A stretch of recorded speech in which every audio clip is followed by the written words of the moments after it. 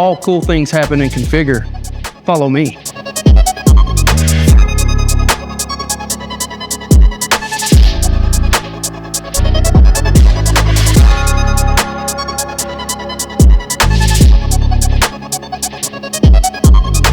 What's up, everybody? It's Bobby with ThunderMax Tech Support. Today, we're going to be talking about linking to your ECM and issues you may encounter when trying to link to your ECM.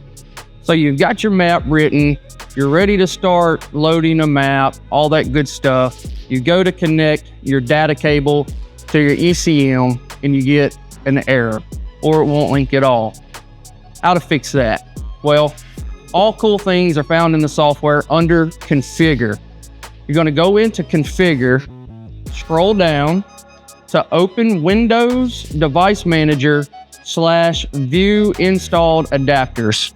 You're going to open that, and it's going to give you a couple more options. You want to click on Install / Repair USB Driver, required for ThunderMax Link. It's going to give you a couple of prompts. Click Yes. Yes again. And then it's going to ask you what you would like to do, install or repair. You're going to click on Repair. So we're going to click Repair. Next, the install wizard is going to go through, do its thing, and give you an update saying it's complete. Click Finish, and you're done. 9 times out of 10, that's going to fix your linking issue. If you still find out you're having issues linking, you want to make sure that you've got your software up to date. So another thing, go back into Configure. All cool things are found in Configure.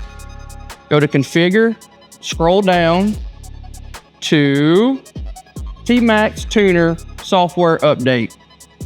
Click that, and it'll run you through the process. Again, it's going to give you a couple of prompts, start, finish, all that good stuff.